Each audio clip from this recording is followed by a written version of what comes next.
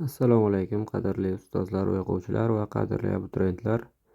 Sizlar bilan hozirgi videomizda 19-iyul 2026-yil 1-2 smenada tushgan asosiy blokdagi savollarni tahlilini qilib o'tamiz. Demak, birinchi savoldan boshlaymiz. Birinchi savolda aytgan, chizmadagi ABC uchburchakning tomonlari AB 5, BC 7, AC 8 ga teng. Uchburchakga ichki chizilgan aylanaga urinuvchi DE chizig'i o'tkazilgan CYD uchburchak perimetri uzunligini toping debdi. Xo'p, demak, mana bu uchburchakning perimetrini topishimiz kerak.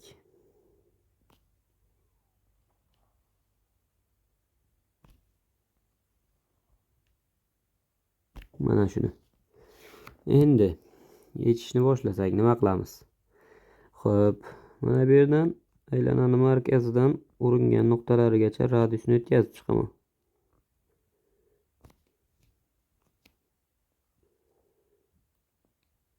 Mana.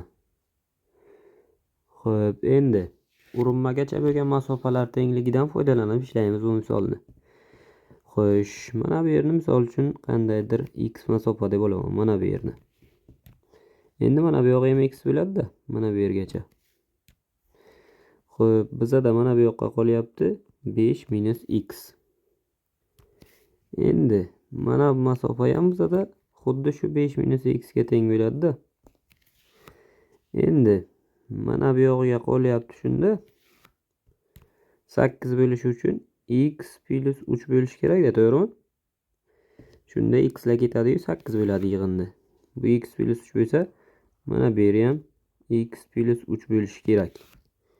Xo'p, demak, bu yer ham x plus 3 bo'lsa, bizada x uni davomiga x plus 3 qo'shildi. Mana shu tomon 7 ni tashkil qilyapti-da. Demak, 2x barobar 4 bo'ladi. Bu yerdan x ni topsak 2 chiqadi. Demak, x ni topdik biz. Bundan kelib chiqadi. Mana bu yer 2, 2, mana bu yer esa 3. Mana bu yer ham 3 bo'lyapti. Endi mana bu qismchasini men qandaydir y deb qabul qilaman. Endi mana bu yerga ham radius tushirsam, mana bu qism ham y bo'ladi-da bizada. Mana bu qismchani esa z deb olsam, mana bu qism ham bizada z bo'ladi. Endi mana bu YC masofaga nima qolyapti bizaga? 7 dan 2 ketdi. Bu yoq demak to'liq 5 bo'ladi. 5 dan shu z ni ayirganimizda bu yog'iga YC masofaga. Endi mana bu DC masofachi. Bu yoq o'zi to'liq 8 edi, mana bu yergacha 3 bo'ldi. Bu yoqqa to'liq 5 qoladi. Y deb mana bu qismini oldim. Demak, bu yog'i 5 minus y bo'ladi-da. Bo'ldi. Endi perimetrini topsam, CYD ni. CYD ni perimetri nima bo'ladi? Mana bu tomon y qo'shilgan z. Bu tomoni 5 minus z. Mana bu tomoni esa 5 minus y. Xo'p, mana bu y bilan bu ketadi, bu z bilan bu ketadi. 5 qo'shilgan 5 bo'lyapti. Demak, bu 10 ga teng. Perimetri demak 10 chiqar ekan. Bu bizada B javob bo'ladi. Ikkinchi savolga o'tamiz. 5 xonali sonlar ichidan tanlanganda 4 raqami 4 ta raqami ham 7 bo'ladigan sonlar bo'lish ehtimolini toping debdi. Xo'p, demak, o'zi bizada mana shu holatlar nechta bo'lishini birinchi topib olaylik. Birinchi mana bunday holat bo'lishi mumkin. Masalan, 7, 7, 7, 7 4 ta bo'ldi. Mana bu yerda qandaydir yulduzcha 5-raqam, birinchi holat deb qabul qilamiz buni. Mana shu nechta bo'lishi mumkin deymiz. Endi bizada faqat 4 ta 7 bo'lsin degan, bu yerda 7 dan boshqa xohlagancha raqam qo'yishimiz mumkin. 5 ta 7 bo'lib qoladi agar 7 ni o'zini ham qo'ysak-da. Shu uchun 7 dan boshqa hammasini qo'yishimiz mumkin. Demak, bu son bizada 9 ta bo'lib qoladi. Ikkinchi holat mana bunday yulduzchani bitta suramiz. Mana bu ko'rinishda bo'lsa, bu holatda ham xuddi shunday 9 ta bo'ladi. 7 ni qo'ya olmayman, qolgan hammasini qo'yish mumkin. Uchinchi holat 7, 7, mana bu yerda yulduzcha, bu yoqda yana 77. Bu holatda ham xuddi shu gap. 4-holat 7 yulduzcha 777 bo'lishi mumkin. Bu holatda ham 9 ta bo'ladi. Endi oxirgi 5-holat mana bu yerda. Va 4 ta 7. Endi bu holatga e'tibor beramiz. Bu 5 xonali son bo'lishi uchun yulduzcha o'rniga 0 ni ham qo'ya olmayman. 7 chiqib ketdi. Chiqib ketgan edi o'zi, 0 ham chiqib ketdi. Demak, bunda 8 ta bo'ladi-da. Xo'p, demak 9 tadan hisoblaganimizda 5 tada 45 ta bo'lardi. Bitta kam bo'lgani uchun 44 ta bo'ldi. Endi ehtimollik shu 44 tani umumiy 5 xonali sonlarga nisbatan topishim kerak bo'ladi. 5 xonali sonlarning o'zi demak bizada 90 mingta bo'ladi. Buni qisqartirsak 4 ga qisqartirsak 11 taqsim 22.500 ga teng bo'ladi. Bu bizada xo'p A javobda turibdi. Keyingi savol 3-si integralni hisoblang degan. Endi bu oddiy misol 1 taqsim kosinus kvadratni integrali jadvalda ham turibdi. Tangens x bo'ladi. Minus 1 taqsim sinus kvadratni esa kotangens xligi bu ham jadvalda turibdi. Plus c bo'ladi. Tamom. Bu murakkab misol emas. Xo'p, tangens plus kotangens plus c bu A javob bo'ladi. Xo'p, 4-savol hisoblang degan. 0.2 buni 1 taqsim 5 deyman. 1 qo'shilgan 4 taqsim 5 ne esa u makhraj bersak 9 taqsim 5 bo'ladi. Endi 1 bilan 5 ko'payadi suratga, 5 bilan 9 ko'payadi makhrajga. 5 lar ketsa qolyapti bizada 1 taqsim 9 ni o'zi. Javob demak A bo'ladi. Xo'p, 5-si hisoblang debdi. Demak. Xo'p, qausni ichidan boshlasam 8 ildizda 8 taqsim 11 plus demak mana bu 2 ni ildizni ichiga kiritay. 4 bo'lib turadi, ko'paygan 11 taqsim 8. Hozir nimaga kiritganimni aytaman. Buni esa 11 taqsim 2 deyish mumkin noto'g'ri o'tkazib. Ko'paygan ildizda 11 taqsim 8 barobar. Xo'p, endi e'tibor qilsak mana bu bilan bu qisqaradi 2. 11 taqsim 2 11 taqsim 2 bo'lyapti. Ana bu ikkalasi bir xilda ayrilib ketdi. Qolyapti bizada 8 ildizda 8 taqsim 11 ko'paygan ildizda 11 taqsim 8 ni o'zi. Demak, bular o'zaro ko'paytmasi 1 bo'lib ketadi. Teskari sonlar 8 ni o'zi chiqib qoladi. Javob D bo'ladi. Xo'p, 6-savol. X ni qabul qila oladigan eng katta qiymatida ABC uchburchak perimetri necha bo'ladi debdi. Xo'p, buni uchburchak tengsizligidan foydalanib yechamiz. Demak, bizada x plus 1 imiz doim kichik bo'lishi kerak 8 qo'shilgan 3 dan, ya'ni 11 dan. Ikkita qarama-qarshi tomondan kichik bo'lishi kerak-da. Va ularni modulini ayirmasidan katta bo'lishi kerak. Ya'ni 8 ga 3 ni ayirsak 5 bo'ladi. Mana shunday bo'lishi kerak. Demak, 1 ni ayirsak x bizada tegishli chiqadi qanday? 4 u nima chiqadi? 10. Endi x plus 1 ni o'zini muhimda bizaga. X ni qiymati degan baribir perimetri o'shanda x plus 1 tomon hisoblanadi-da. X plus 1 eng katta qiymatga erishish kerak shu uchun. X plus 1 bu oralig'ida eng katta qiymat 10 ga erishadi. Yoki x ni 9 tanlaganimizda shu shart bajariladi desak ham ikkalasi bir xil. Endi x plus 1 10 bo'ladigan bo'lsa, shu paytdagi perimetrini topsak, nima bo'ladi? 8 qo'shilgan 3 qo'shilgan 10 bu bizada 21 ga teng. Demak, 21 bo'ladi. A javob ekan. Xo'p, 7-si hisoblang. Xo'sh, barobar 8 ko'paygan 0.125 1 taqsim 8 ga teng. Minus 1-si degani uchun 8 ni o'zi bo'ladi. Qo'shilgan 10 kara 0.1 ni ham teskarisi minus 1-si 10. Minus 500 ko'paygan 0.2 ni 1 taqsim 5 deyish mumkin. Teskari bo'lgani uchun minus 1-si 5 qiladi. Shuni minus 1-si barobar. Demak, bu 64, ana bu 100, bu 2500. Hisoblasak 2336 chiqadi. Minus birinchisi bo'lgani uchun 1 taqsim 2336 bo'ladi. Bu bizada demak B kalit. Xo'p, 8-inchisi aniq integralni hisoblang degan. Demak, buni qanday qilamiz? E'tibor qilamiz. Yaxshiroq misol. Buni mana bu kosinus x ni differensial ichiga olib kiraman. Shunda nima bo'ladi? Chegara pi taqsim 6 dan 0 gacha bo'ldi. Endi d kosinusdan integral olib kiritaman-da. Kosinusdan integral sinus x taqsim kosinus kvadrat plus 8 ku. Kosinus kvadratni 1 minus sinus kvadrat x deyman. Chunki differensial ostidagi narsaga o'xshatishim kerak endi buni. Plus 8 bo'ladi. Barobar. Endi nima bo'ldi? Integral 0 dan pi taqsim 6 gacha d sinus x taqsim 8 ga 1 qo'shilyapti. 9 minus sinus kvadrat x barobar. Endi belgilash kiritamiz. Sinus x ga keldik emas. Sinus x ni t deb belgilayman. Endi chegarani ham sinusga qarab o'zgartirishim kerak. T bir chegaram nima bo'ladi? X ni o'rniga 0 qo'yishim kerak. Sinusda t ni birinchi chegarasi kelib chiqadi. X ga 0 qo'ysam sinus x 0 baribir 0 bo'ladi.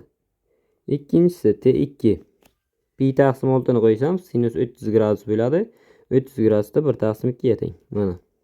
Demak, integral 0 dan 1 taqsim 2 gacha bo'ldi. dt taqsim 9 minus t kvadrat barobar. Endi buni integrali o'zi 1 taqsim x kvadrat minus a kvadratning integrali 1 taqsim 2a ln x minus a taqsim x plus a degan formulasi bor edi o'zi jadvalda, lekin undan foydalanmaymiz. Xo'p, o'shanga keltirib olamiz biz. Qanday bo'ladi? 0 dan 1 taqsim 2 gacha mana bunday deymiz. Xo'p, mana buni 3 minus t yu 3 plus t deb ko'paytirib ajratsak bo'ladi-ku. Endi mana bunday qilamiz. 1 taqsim 3 minus t qo'shilgan 1 taqsim 3 plus t deb kasrga ajratib olaman. E'tibor qilamiz. Umumiy makhraj bersak, makhraj xuddi shuni beradi. 3 plus t 3 minus t qo'shiladi. 6 bo'lib qoladi suratda. Mana buni 1 taqsim 6 ga ko'paytirib qo'ysam, surat 1 bo'ladi-da, mana shuni o'ziga kelib qoladi. dt. O'zi o'sha umumiy jadvalda ko'rib kelib chiqishi ham xuddi shunday kelib chiqadi. Endi xo'p, mana bu ikkalasidan ellik chiqaveradi. Barobar 1 taqsim 6 chiqdi. Mana bu 1 taqsim 3 plus t dan ln 3 plus t ni o'zi chiqadi. Mana bundan minus chiqadi. Minusda ln 3 minus t. Minus qayerdan keldi deysizlar? Ln mana bu 3 minus t bo'ladi. Ichidan bitta murakkab deb bo'lib qo'yishimiz kerak. Hosil olgan paytda ko'paytirib qo'yiladi-ku, bunda endi bo'lib qo'yishimiz kerak integralda. Shu uchun minus paydo bo'ladi. Ichidan hosil olsak xuddi shunday bo'ladi. Xo'p, buni soddalashtirishimiz mumkin. 1 taqsim 6 ln demak bo'linma qilib olsam 3 plus t taqsim 3 minus t bo'ladi-da. Chegaram 1 taqsim 2 dan 0 dan 1 taqsim 2 gacha. Endi bu yo'q hisob-kitob. Buni hisoblashim shart emas menimcha. Hamma hisoblab biladi. Bitta 1 taqsim 2 ni qo'yamiz. 0 ni qo'yganimizni undan olib tashlaymiz.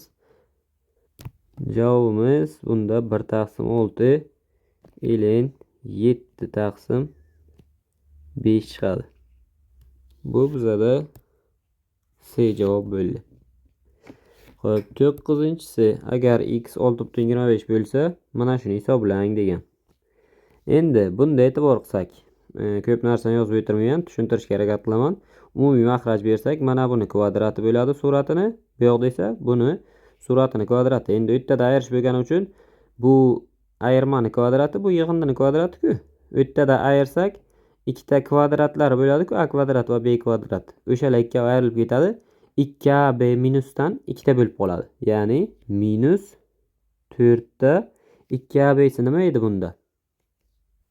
Mana bunda minus 4 ta 2 ni x 4-inchisi bo'ladi. Mana bunda ham xuddi shuncha. Ikkalasi qo'shilsa minus 8 ta bo'ladi endi. Minus 8 ta 4-darajali x.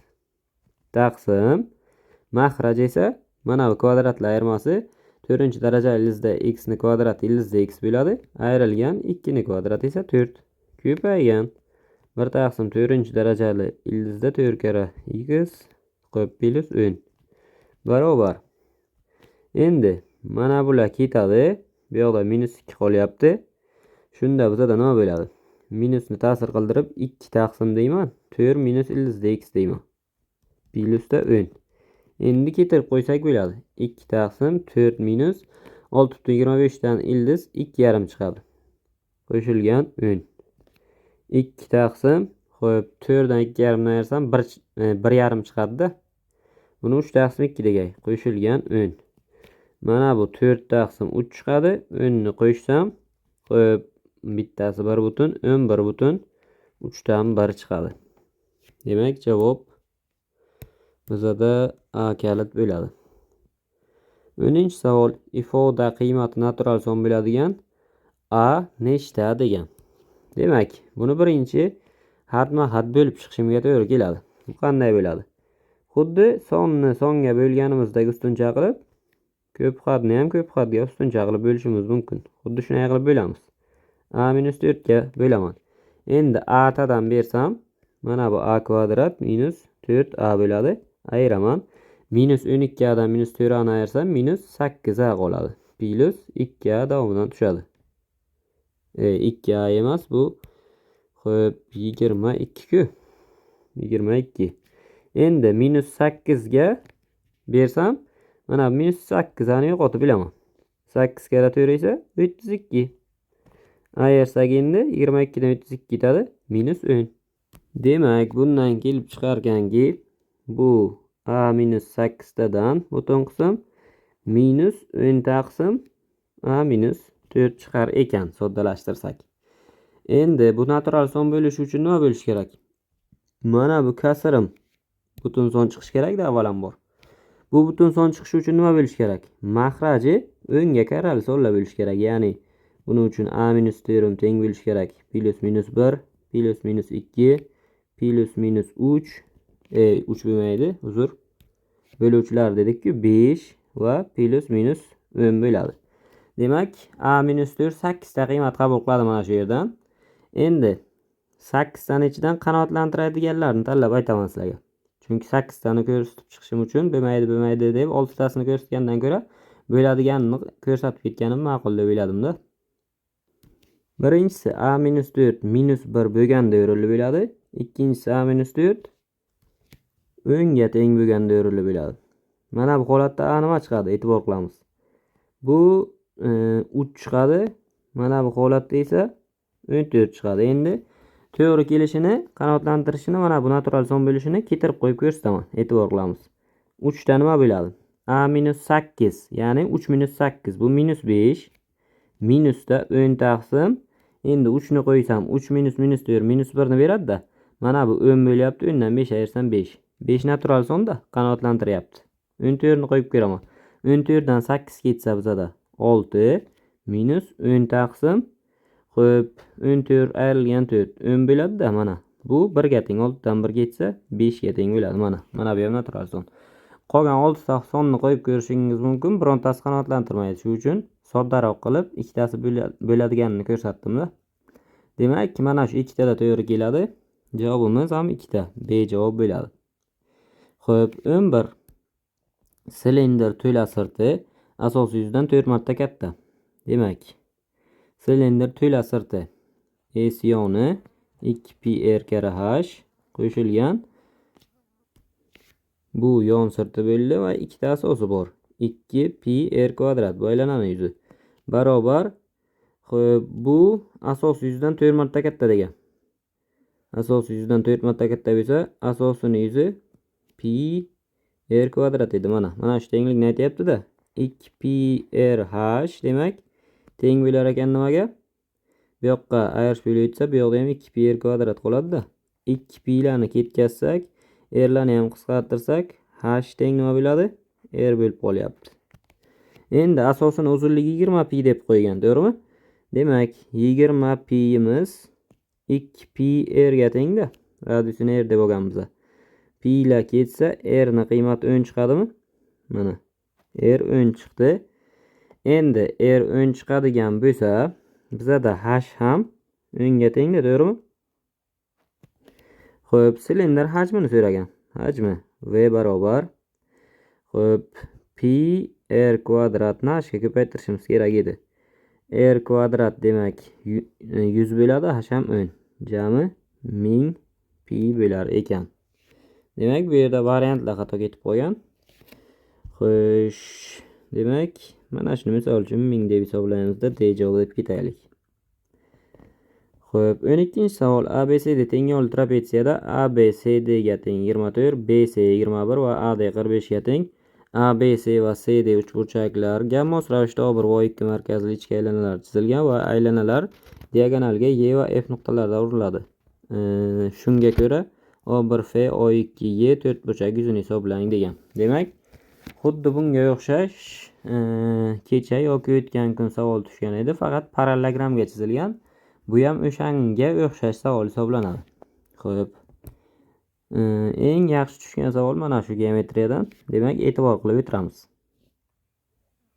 Birinchi navbatda balandligini topsak. Mana bunday balandlik tushirsam, balandlik tushdi. H. Endi mana bu qismcha teng yo'lli bo'lgani uchun 45 dan 21 ni ayirib 2 ga bo'lganimga teng bo'ladi-da. 45 dan 21 ayirib 2 ga bo'lsam 12 ga teng. Demak, mana bu yer 12 bo'ldi. Endi e'tibor qilsak, mana bu yer 2 ga ko'paytirilgani bo'lyaptimi? Demak, mana bu burchak 30 gradus ekanda, to'g'rimi? Bundan kelib chiqadi, mana bu burchak nima bo'ladi? 60 gradus ekan. Xo'p, 60 gradus bo'lsa, mana bu yer ham 60 gradus. Mana bu yerdan h teng. Demak, 12 ildizda 3 bo'ladi-da. Kerak bo'lib qolishi mumkin. 12 ildizda 3 deb yozib qo'yaman-da. Bu chizmada ortiqcha chiziqlar bo'lgani uchun bularni o'chirib tashlayman qaytib. Mana. Endi buni 60 ligini topdik. Mana bu burchak 120 gradus bo'ladi-da, to'g'rimi endi? Xo'p, AC diagonalining uzunligini topib olishimiz kerak endi. AC diagonalining uzunligini qanday topamiz? Kosinuslar teoremasidan. Ya'ni xo'p, AC kvadrat teng bo'ladi. Misol uchun ACD ga D uchun topsak, 24 ni kvadrati qo'shilgan 45 ni kvadrati minus 2 kara 24 ko'paygan 45 ko'paygan kosinus 60 bo'ladi. Kosinus 60 da 1 taqsim 2 ga teng. Bu yerdan hisob kitobini qilib o'tirmayman, chunki masalani yechib ko'rganman-da. AC bu yerdan 39 ga teng chiqadi. Demak, diagonalimiz 39 chiqar ekan.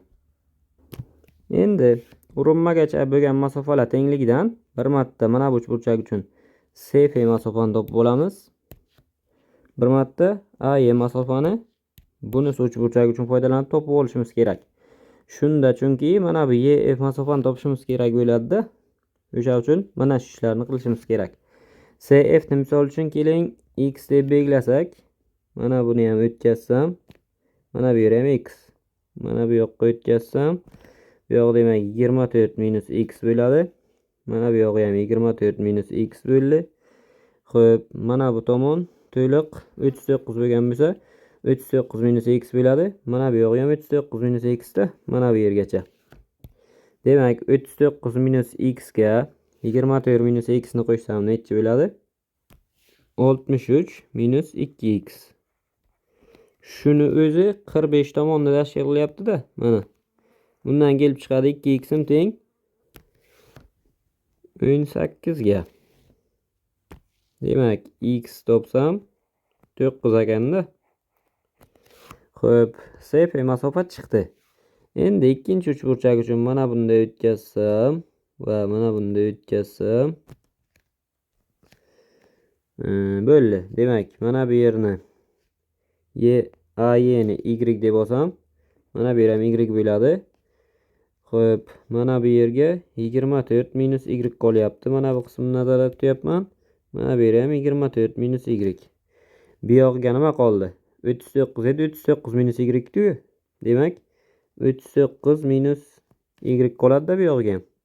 Endi ikkinchi tomondan yozsak, xo'p, 24 minus y qo'shilgan 39 minus y'imiz 21 ni tashkil qilyapti-da. 24 ga 39 ni qo'shsak, bu ham 63 minus 2y bo'ladi.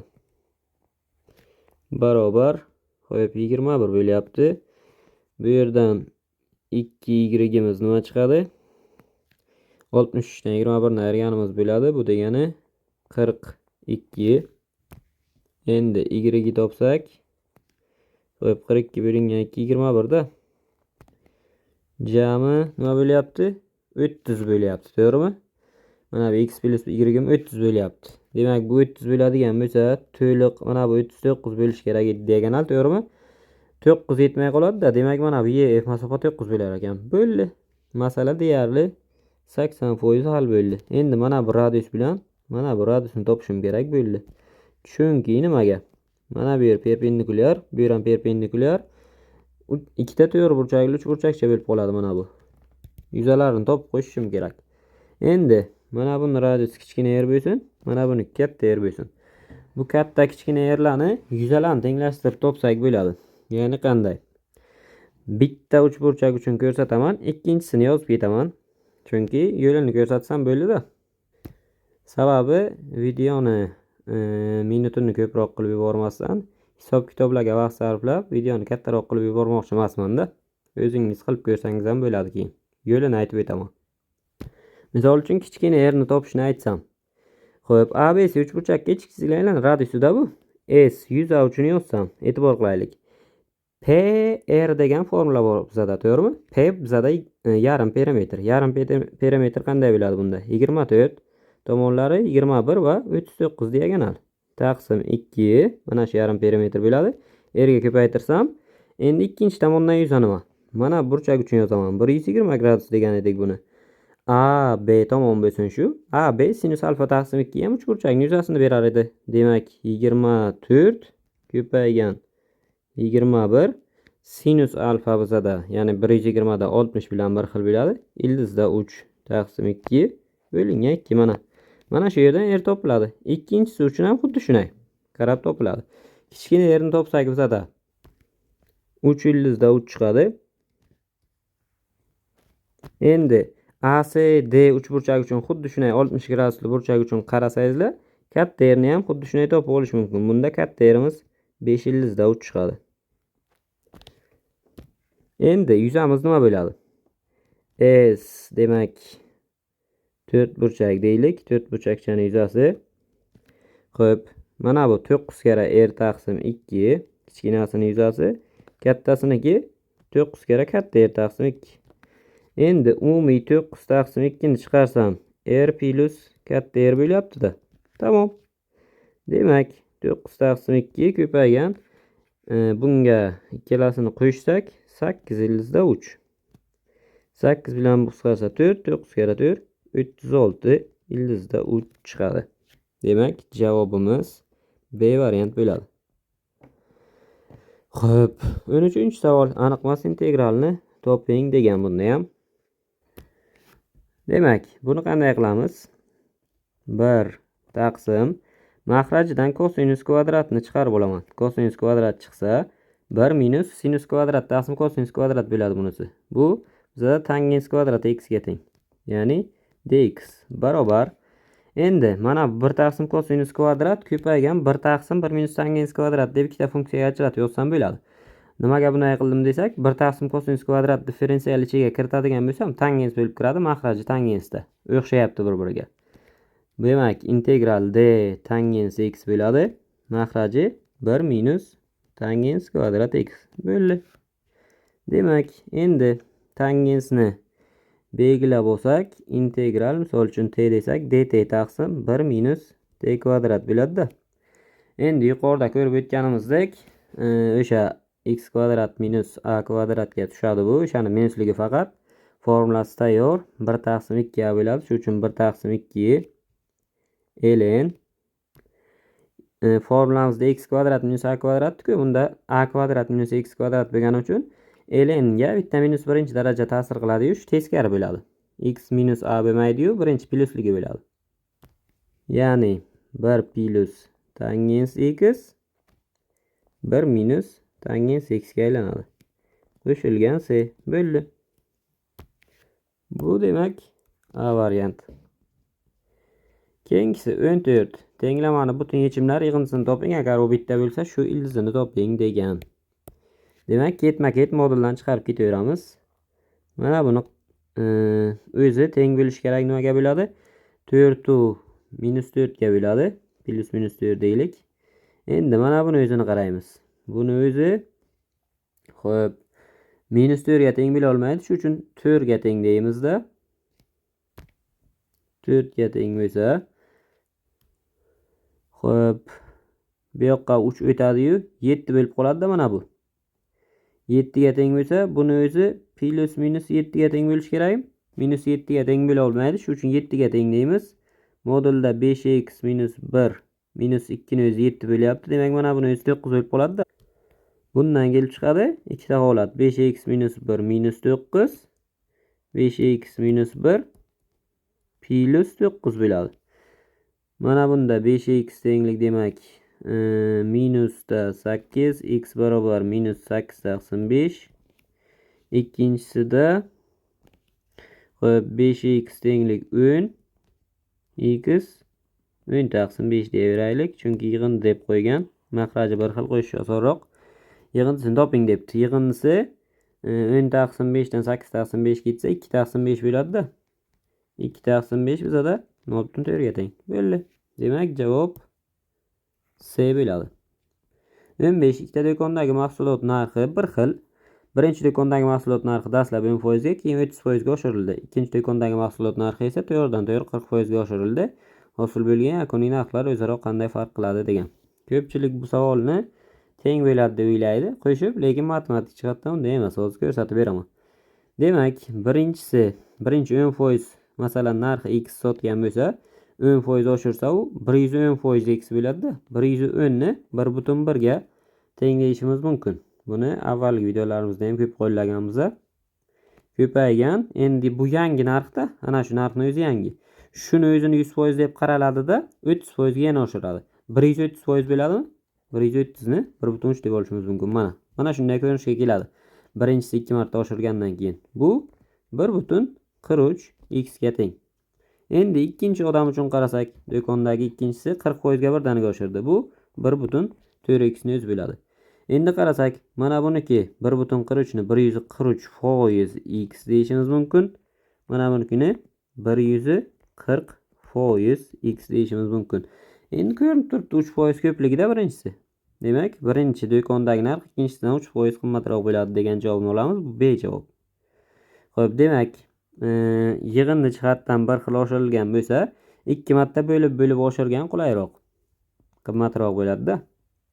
16-si tengsizlikni yeching degan. Demak, buni xo'p, ildizda 2 taqsim 2 ga ko'paytiraman ikkala tomonni. Shunda ildizda 2 taqsim 2 sinus x 2x minus ildizda 2 taqsim 2 kosinus 2x desak bo'ladi. Buni katta yoki teng, bu yoq 0. Endi nimaga qilganimni hozir aytaman. Mana buni kosinus pi taqsim 4 deyish mumkin. Mana buni esa sinus pi taqsim 4 deyish mumkin. Shunda bu formulaga kelyapti-da. Ya'ni sinus 2x minus pi taqsim 4 ga kelyapti. Katta yoki teng 0. Endi xo'p, 2x minus pi taqsim 4 0 dan katta bo'lsa, birinchi ikkinchi chorakda bo'lish kerak-da. Xo'p, demak 0 dan katta bo'ladi. 0 qo'shilgan 2pi ga. Xo'p, pi endi bo'lgan farqi yo'q bizga. Demak, bu yoqda esa oxirgisi pi bo'ladi. Pi plus 2pi ga. Endi pi taqsim 4 ni qo'shaman, 2 ga bo'laman. Birdaniga yozsam x tegishli pi taqsim 4 bu yoqqa o'tadi, 2 ga bo'linsa pi taqsim 8 ga aylanadi. Qo'shilgan 2pi ga-ku, 2 ga bo'lsam pi ga o'zi qoladi. Bu yoqda pi ga 5 pi taqsim 4 bo'ladi. Pi taqsim 4 qo'shsam 2 ga bo'lsam 5 pi taqsim 8 qo'shilgan 2 pi ga bo'linsa pi ga o'zi bo'laveradi. Mana shu javob. Demak, pi taqsim 8 dan 5 pi taqsim 8 gacha pi ga qo'shiladi. Demak, buni butun sonligini bilamiz. A javobda turibdi. Xo'p, 17-savol. Aniq integralni hisoblang degan. Xo'p, buni mana bunday qilsak. Xo'sh. Integral pi taqsim 2'dan pigacha deymiz. Endi suratiga 8 ni qo'shib ayiraman. Shunda 8 ni qo'shganim bilan maxraj 1 bo'lib qoladi. 1 minusda 8 ayrilgan 8 plus kosinus kvadrat x bo'ladi. Mana shunday desam, dx barobar. Endi 1 dan olingani aniq. Xo'sh, x chiqadi. X ni pi taqsim 2 dan pi gacha hisoblasak, bu pi taqsim 2 chiqishi ma'lum o'zi. Minus bizada qolyapti faqat integral pi taqsim 2 dan pi gacha.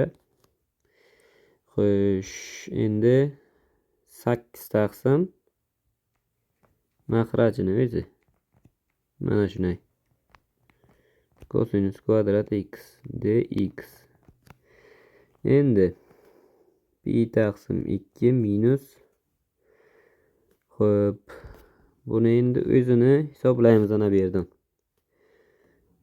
Boshqa integral qilib 8 taqsim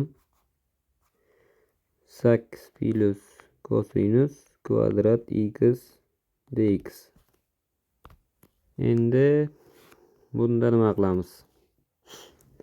Surat maxrajini kosinus kvadratga bo'lib yuborsam nima bo'ladi? 8 taqsim kosinus kvadrat x taqsim 8 taqsim kosinus kvadrat x yana qo'shilgan bu yoqda 1 bo'ladi.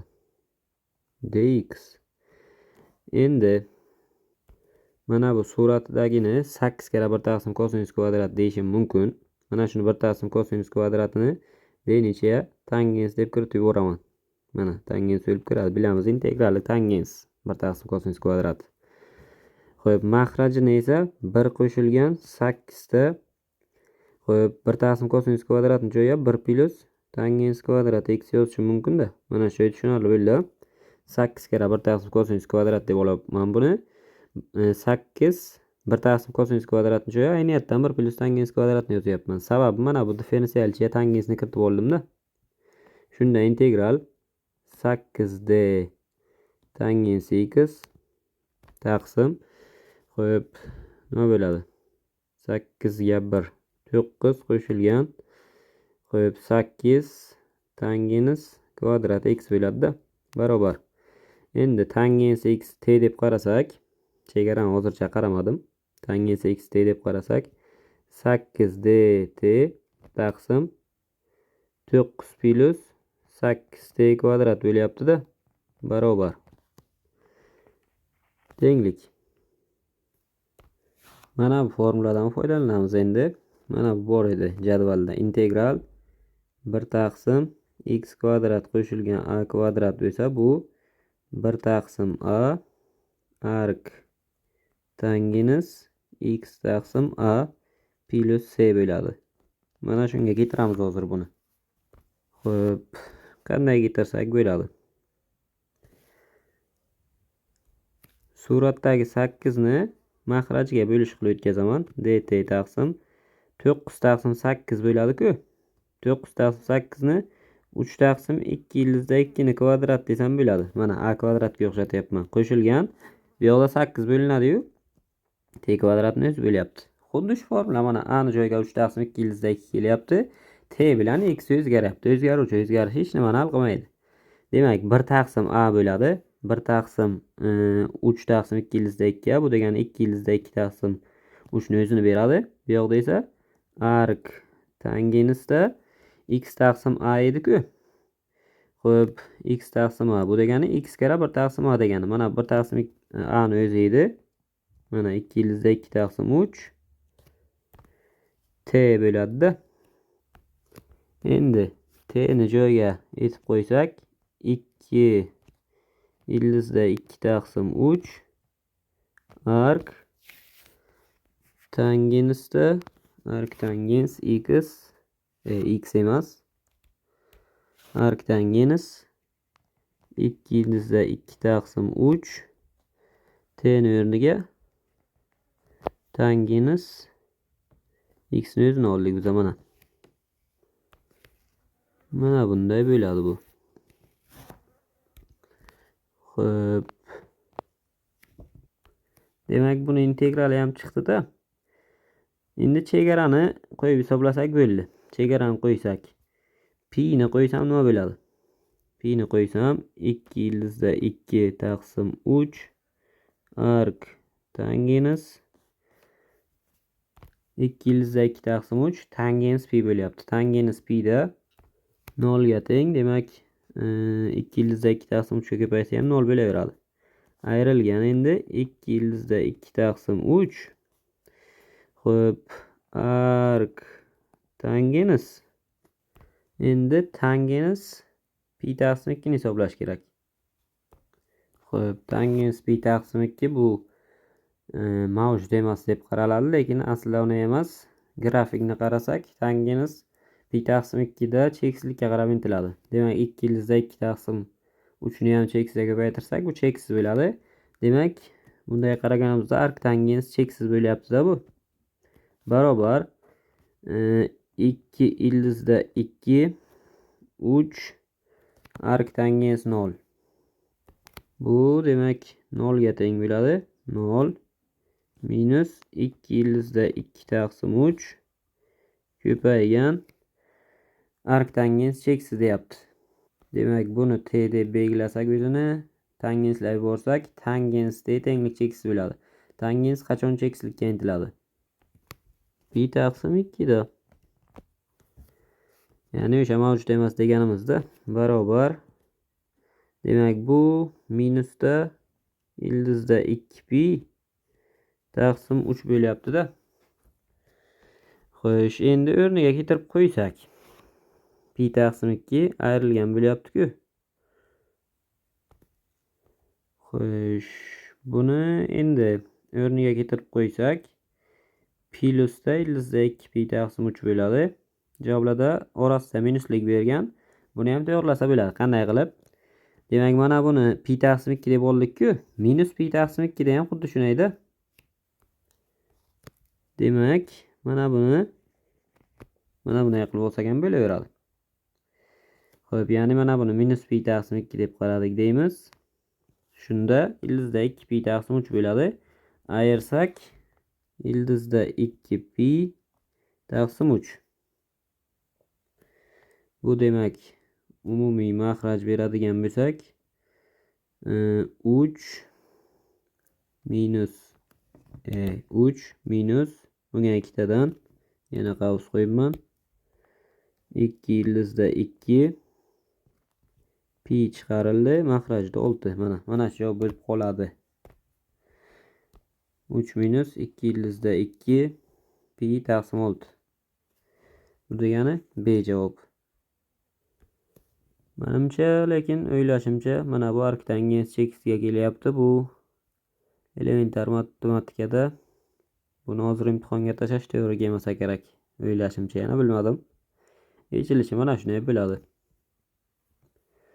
18-savol. Tenglama ildizlari ko'paytmasini toping debdi. Xo'p, demak, ildizni aniqlanish sohasini topsak, mana shu katta yoki teng 0 bo'ladi. X kvadrat 0 da minus bo'lgani uchun minusga ko'paytira olamiz. Manfiy oraliq to'g'ri kelib qoladi. Buni ildizlari hozir minus 2 bilan 6. Demak, aniqlanish sohasi nima bo'lib qoladi? Minus 2 dan 6 gacha oraliqni o'zi bo'lib qoladi-da, mana bu yoqni. Aniqlanish soha oldim, ikkala tomon ham musbat bo'laveradi aniqlanish sohada va endi kvadrat ko'tarib borsam bo'ladi-da. Kvadrat ko'tarsam 4 ga mana bu ildiz ichi ko'payadi. 4 12 pi plus 4x minus x kvadrat barobar bu yoqda esa mana bu modulda x plus 6 ni kvadrat modulni tashlab yuborsak ham bo'ladi. X kvadrat plus 12x plus 36 bo'ladi. Plus mana buni ham kvadrati. Bu ham x kvadrat plus 4x plus 4 ga teng. Plus bu yoqda esa 2 kara modulda x plus 6 kara modulda x plus 2. Mana shunday bo'ladi. Endi xo'p, ularni bu yoqqa o'tkazsak minus 4x kvadrat, mana bu x kvadrat ikkitasi minus bo'ladi, minus 6x kvadrat. Endi bu yoqda mana bu 16x, mana bu 12 ga 4 ni qo'shsak 16, shu bilan ketib qolar ekan. Demak 48 bu 48. Mana bu 36 ga 40. 40 bo'ladi. 48 dan 50 bo'lib o'tsa demak 8 qolyaptimi? Mana 8 qoladi. Barobar bu yoqda 2. Mana shu 2 ni bo'lish qilib yuborsam nima bo'ladi? Mana bu minus 3x kvadrat bo'ladi. Plus 4 da mana shunday deb qaraylik. Barobar bu yoqda esa x plus 6 modulda ko'paygan x plus 2.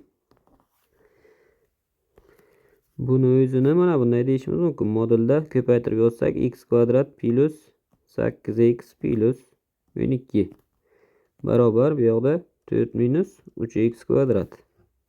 Endi mana buni aniqlanish sohasini qarasak, aniqlanish sohasi xo'p 0 dan katta yoki teng deyishimiz kerak yana. 3x kvadrat minusligi bo'lgani uchun yana manfiy oraliqqa tushib qoladi. Xo'p 3x kvadrat minus 4 da. 3x kvadrat minus 4 teng 0 bo'lsa teng 0 deymiz bu yoqda. X kvadrat tenglik 4 taqsim 3 bo'lyapti. X plus minus 2 taqsim ildiz 3 ekanda. Plus minus 2 taqsim ildiz 3. Demak aniqlanish sohasi minus 2 taqsim ildiz 3 dan plus 2 taqsim ildiz 3 gacha ekanda. Endi shu holatda bu o'rinli bo'laveradi. Minus 2 taqsim ildiz 3 2 taqsim ildiz 3 ni taxminiy qiymatini hisoblashga harakat qilaylik. Ildiz 3 dan 1,73 chiqadi. 2 ni 1,73 ga bo'lsak 1 butun nechidirlar chiqadi endi? 1 dan kattaroq. Demak minus 1 butun nechidirdan 1 butun nechidirgacha ekanda buni aniqlanish sohasi. Endi bu oraliqda mana bu yoqni ko'rsak, musbatmi manfiymi modulda? Shu oraliqda. Xo'p, minus 1 dan 1 gacha oraliqqa qarasak, x plus 6 ga qo'ysak, musbat bo'laveradi. Plus 2 ham musbat bo'laveradi. Demak, mana bunday deysam bo'laverar ekan. Modulni tashlab yuborib, 4 minus 3x kvadrat teng x kvadrat plus 8x plus 12 deb yechaversam bo'lar ekan. Bir tomonga o'tkazsak, 4x kvadrat plus 8x. Xo'p, 12 dan 4 ketyapti. 8 mana tenglik 0. 4 ga bo'lsak x kvadrat plus 2x plus 2 tenglik 0 bo'lyapti. Endi buni yechsak, diskriminanti 4 minus 8 bo'ladi. Bu bizada minus 4 ga teng. Diskriminant manfiy chiqyapti, demak ildizi yo'q bo'lishi kerak. Demak, bu 0 dan kichik bo'lgani uchun yechimga ega bo'lmaydi-da. Xo'p, yechimga ega bo'lmasa, bu yoqdagilarga ham yechimga ega bo'lmaydi. C javob. Xo'p, 19-savol. Xo'sh, mana shu funksiyani aniqlanish sohasini toping debdi. Demak, birinchi, agar uchasasiga ko'ra x plus 2 nima bo'lishi kerak? 0 dan katta. Bundan kelib chiqadi x plus 2 katta 1 dan. X katta minus 1 dan chiqadi. X plus 2 0 dan katta deb o'tirmayman. Shuni o'zini ichida yotaveradi. Xo'p, keyingisi surat bo'ldi. Mahraj 0 ga teng bo'lmasligi kerak-da. 0 ga teng emas. 0 ga teng bo'lmasa 2x minus 7 teng emas 1 bo'ladi. X teng emas 4. Ikkinchisi 2x minus 7 katta 0 dan bo'lishi kerak. Bu yerda x katta 3,5 dan chiqadi. Endi oraliqda chizsak, xo'p, mana minus 1 3,5 va 4. Demak, 4 ga teng emas, 4 ni uzib olamiz. 3,5 dan bu yoqqa ketyapti, minus 1 dan katta. Demak, to'liq mana shu yoq bo'ladi-da. Buni demak 4 ta bitta uzib olsak, 3,5 dan 4 gacha to'g'ridan chekislikka qarab ketaveradi o'sha oraliq. Bu C javobida bergan. 20-savol. Demak, geometrik progressiyada B2 6, B4 qo'shilgan B6 120 bo'lsa, S8 ni toping debdi. Demak, bizada B2 B1 karra quvni beradi, bu 6 ga teng ekan. B4 qo'shilgan B6, bundan B4 ni chiqarib olsam, B1 karra quv kubga teng bu. 1 qo'shilgan, demak, B4 karra quv kvadratda u. Mana 120 ga teng. Mana shu sistemadan foydalanib bo'lib yuborib quvni topaman. Quvni bo'lib yuborsam o'zi Pastdagini tepaga qarab bo'lib yuboraylik. Mana bunday. Q kubni qga bo'lsam, q kvadrat qoladi. 1 plus q kvadrat barobar 126 ga bo'lsak 20, to'g'rimi? Demak, bundan kelib chiqadi q kvadrat 4 ligi ko'rinib turibdi-da, 4 kira 5 ku. Bundan q ni 2 ligini topish mumkin. Q 2 bo'ladigan bo'lsa, B1 3 bo'ladimi? Mana, B1 3 bo'ldi. S8 ni so'ragan. S8 xo'p, B1 qo'shilgan B. Xo'p, yo'q, arifmetik progression formulasiga qarab ketyapmiz. Buni emas, B1 kara 1 minus q ni n'inchisi edi, ya'ni q ni 8-inchisi 1 minus q edi. Mana shunga qo'yamiz. Xo'p, B1 3 1 minus q ni 8-inchisi degani 2 ni 8-inchisi bo'ladi. Taqsim 1 minus. Xo'p, 2 bo'ldi 2. Mana. Demak, 3 kara 2 ni 8-inchisi minus 1 ni o'ziga teng bo'lib qolar ekan. Hisoblasak 3 kara 2 ni 8-inchisi 256, bir narsam 255 da. Mana. 5 kara 3 15, 1 qoldi. 5 kara 3 15, 16, yana 1 qoldi. 7. 763 emas, 5 ku mana bu 765 ga adashib ketdim, uzr. Demak, bu A javob bo'ladi. Xo'p, 21-savolni ham ko'ramiz. Demak, buni yozmagan edim. Keyinroq chiqqan savol ekan, shuning uchun buni ham qo'lda yozib qo'shib qo'yapman. Yechimini ko'ramiz buni ham. Xo'p, mana shu f x funksiyaga berilgan ekan. Pi taqsim 4 dagi hosilasini qiymasini topish kerak. Demak, birinchi f x ni o'zini nima qilib olsak, ko'rinishini almashtirib olsam, 3x minus pi degan keltirish formulasidan bu pi lik bo'lgani uchun yo minus kosinus x yo plus kosinus x chiqadi. Aniq qiziq emas menga hozir. Kvadrat bo'lgani uchun baribir to'g'rilaydi uni ishorasini. 1 taqsim kosinus kvadrat 3x ni o'zi bo'laveradi bu. Endi buni kosinus 3x ni minus 2 darajasi deyman-da, hosilasini olaman. F shtrix x teng bo'ladi. Xo'p, birinchi darajaga ko'ra olsak, minus 2 kosinus 3x ni minus 1 ayriladi. Endi minus 3-inchisi bo'ladi, ko'paygan. İçidan endi kosinus 3x dan. Kosinus 3x dan ichidan murakkab yog'anda 3 chiqadi. Kosinusning o'zidan minus sinus 3x chiqadi. Barobar. Demak, nima bo'lyapti? Mana minus bilan minus 2 ni 2 plus bo'lib ketaveradi. 6 ta sinus 3x taqsim mahrajda kosinus 3x ni kubi bo'lyapti-da. Mana bo'ldi. Endi f shtrix pi taqsim 4 degan. Xo'p, 6 ta sinus 3 pi taqsim 4 bo'ladi endi. Mahrajda esa kosinus 3 pi taqsim 4. Shuni kubi barobar. Xo'p, 3 pi taqsim 4 sinusni pi minus pi taqsim 4 desa bo'ladi buni. Pi taqsim 4 ni o'zi bilan bir xil bo'ladi. Ya'ni ildizda 2 taqsim 2. Kosinusni xuddi shunday desak, kosinusniki minusda bo'ladi faqat. Minus pi taqsim 4 ni kubi bo'lyapti. Minus ildizda 2 taqsim 2 ni kubida. Bittasi bilan bu ketsa, xo'p, musbat qoladi faqat. 6 taqsim nima bo'lyapti? Bu 1 taqsim ildizda 2 edi o'zi. Kvadrat qolgandan keyin 1 taqsim 2 bo'ladi-da bu. 12 chiqadi. Ha, mana bu yerda ishorada adashib ketdik-ku. Qisqartirib yubordik buni. Shuni kvadrat qoldi desak bo'lmaydi-ku. Minusligida qoladi. Baribir kub edi-ku, minus chiqaradi bu. Minus 12 chiqadi javob. Tushunarli? Demak, bo'ldi. Shu bilan demak 19-iyul 1-2 smenada tushgan asosiy blogdagi savollarni ham yechimini qilib o'tdik. Bizni kuzatishda davom eting. Qo'llab-quvvatlash uchun kanalga obuna bo'ling. Videoga komment yozing. Eng muhimi like bosishni unutmang.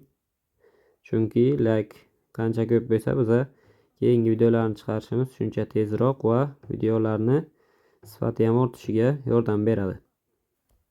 Xo'p, shu bilan videoni o'z yakuniga yetkazamiz. Keyingi videolarimizda ko'rishguncha sog' va salomat bo'ling.